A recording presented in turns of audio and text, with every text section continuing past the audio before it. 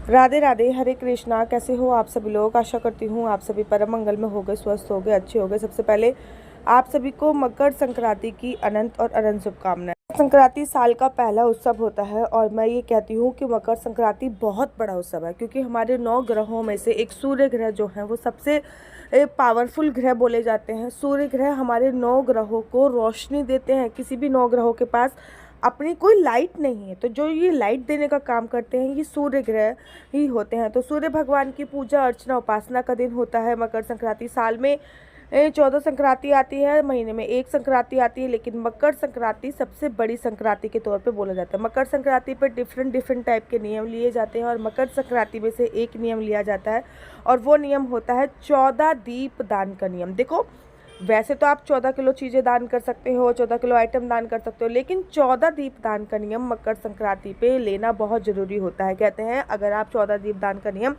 मकर संक्रांति पे लेते हो तो आपको वो रोशनी, दीपक क्या करता है? रोशनी लेके आता है, उजाला लेके आता है, लाइट लेके आता है। वैसे ही आपकी ज़िंदगी में जो भी अंधेरा चल रहा है, चाहे वो काम के पर्पज़ से अंधेरा चल रहा हो, काम ना चल रहा हो, चाहे वो आपके जीवन के पर्पज़ से अंधेरा चल रहा हो, अर्थात आपकी मैरिज लाइफ अच्छी ना चल रही हो, चाहे वो किसी भी प्रकार से आपकी ज़िंदगी में जो भी सनलाइट की कमी होती है वो सनलाइट पूरी करता ही करता। तो चलिए, मकर संक्रांति पे 14 नए दीपक लेने हैं, पुराने यूज़ दीपकों का उपयोग नहीं करना है। 14 मिट्टी के नए दीपक लीजिए और 14 के 14 जो दीपक जलाने हैं वो तिल के तेल से जलाने हैं, क्योंकि मकर संक्रांति पे तिल का विशेष महत्व होता है। इसलिए तिल के तेल से मकर संक्रांति पे 14 दीपक आपको जलाने हैं। याद रखिए, उस दीपक में तिल के तेल से लंबी बत्ती के दीपक जला सकते हैं या फिर आप गोल बत्ती की भी जला सकते हैं। दोनों में से किसी भी बत्ती के दीपक जला सकते हैं।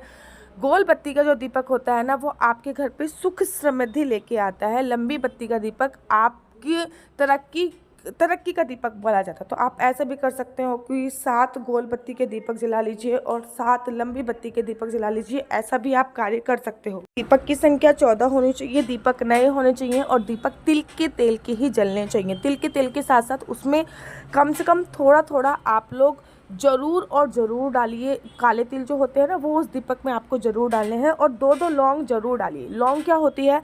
लौंग आपके अगर किसी ने कार्य बांध रखे होते हैं तो वो आपको सफल बनाती है और आपके घर की नज़र अपने आप ही लौंग वाला दीपक जलाने से उतर जाती है। तो एक एक लौंग डालते वक्त भी ये याद रखना है कि फूल वाली लौंग होनी चाहिए। ये नहीं कि ऐसी लौंग डालिए जिसके ऊपर फूल होता है ना, वो वाली लौंग आपको होनी चाहिए। अब आपने ये 14 दीपक, देखो दीपक दान हमेशा सूर्यास्त के बाद होता है।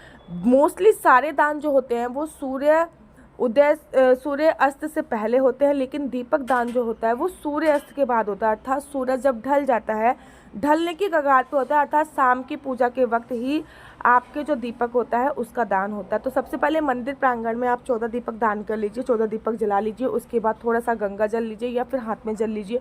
उसके बाद संकल्प लीजिए। संकल्प में आपको बोलना है ओम सूर्याय नमः, ओम सूर्याय नमः, ओम सूर्याय नमः। मेरा नाम आशु चौहान है, मेरा गोत्र केमलक्ष्य, मेरा निवास स्थान पुणे है। आज मैं मकर संक्रांति के पावन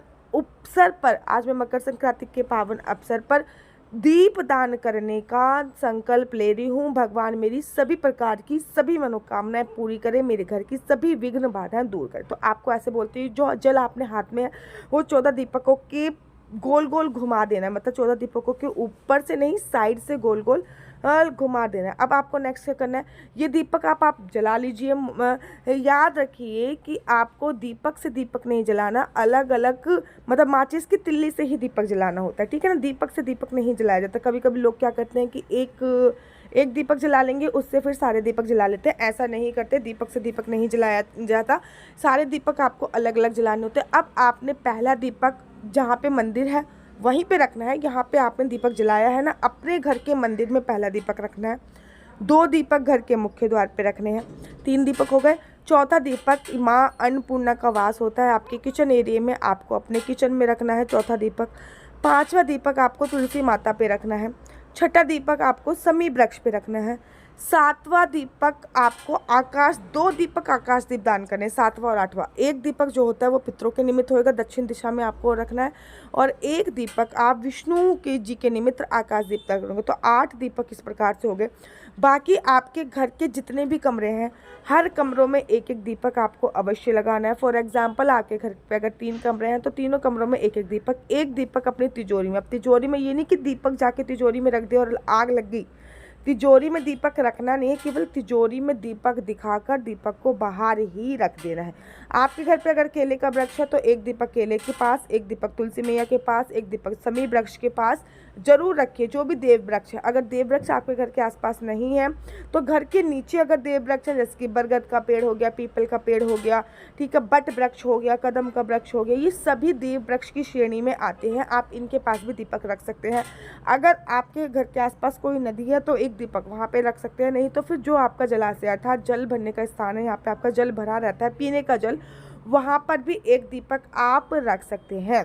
तो ये 14 दीपक आपको इन स्थानों में रखने हैं। अगर ये 14 दीपक रख के भी आपके पास दीपक बच रहे हैं, किसी किसी के पास घर पे एक ही कमरा होता है, ठीक है ना, तो आप अगर 14 दीपक बच रहे हैं तो वो सारे के सारे दीपक आप अपने घर की मुख्य द्वार पर लगा सकते हैं। ऐसा बोला जाता है कि मकर संक्रांति पे माता लक्ष्मी जो है वो पृथ्वी लोक पर भगवान विष्णु के साथ विचरण करती है, और जो भी उनके आदर सत्कार के लिए दहलीज पूजन करके दिए जलाते हैं, माता लक्ष्मी उन पर विशेष कृपा बनाए रखती है। तो इन बातों का आपको ध्यान रखकर मकर संक्रांति पे 14 दीपक दान आपको अवश्य और अवश्य करने। ये बहुत सबसे सरल है और ये हर किसी को करना चाहिए। बस कुछ कुछ बातों का ध्यान, दिया जलाने से पहले संकल्प अवश्य लीजिए। दिए से दिया मत जलाइए, तिल के तेल का दिया जलाइए, लौंग और थोड़े थोड़े तिल उसमें जरूर डालिए, लंबी बत्ती का दिया जलाइए और गोल बत्ती का भी दिया जला सकते हैं। मेरा नंबर है 4 बार 9 20 25 65। कुंडली में आप देख रहे होंगे 4 बार 9 20 25 65। इस नंबर पे मुझसे किसी भी प्रकार से कोई भी क्वेश्चन आंसर पूछने के लिए फ़ोन मत कीजिए। ये नंबर केवल और केवल कुंडली दिखाने के लिए है। आपका बच्चा जॉब करेगा या बिजनेस करेगा तो किस फील्ड में बिजनेस करेगा, जॉब करेगा तो किस क्षेत्र में जॉब करेगा, आपके बच्चे का लकी नंबर क्या है, लकी कलर क्या है, ये सभी जानकारी आप मेरे से कुंडली के माध्यम से जान सकते हैं। क्या आपके बच्चे की कुंडली में सरकारी नौकरी का योग है या नहीं है, ये भी आप जान सकते हैं। क्या आपका बच्चा विदेश जाएगा या नहीं, घर बनने का योग कब बन रहा है, किस चीज़ की आपके बच्चों को पढ़ाई करनी चाहिए कि वो सक्सेसफुल हो जाए, ये सभी जानकारी आप मेरे से कुंडली के माध्यम से जान सकते हैं। शादीशुदा ज़िंदगी अच्छी नहीं चल रही तो उसके लिए क्या कर सकते हैं, शादी का योग कब बन रहा है, संतान प्राप्ति का योग कब बन रहा है, नया मुहूर्त निकलवाने के लिए, या फिर 2025 आपके लिए कैसा रहेगा, ये सभी जानकारी आप मेरे से कुंडली के माध्यम से प्राप्त कर सकते हैं। लेकिन एक बात याद रखिए, कुंडली देखना बिल्कुल भी फ्री नहीं होता, कुंडली देखने के थोड़े से चार्ज होते हैं। और इस नंबर पे मुझसे किसी भी प्रकार से कोई भी क्वेश्चन आंसर पूछने के लिए फ़ोन मत कीजिए।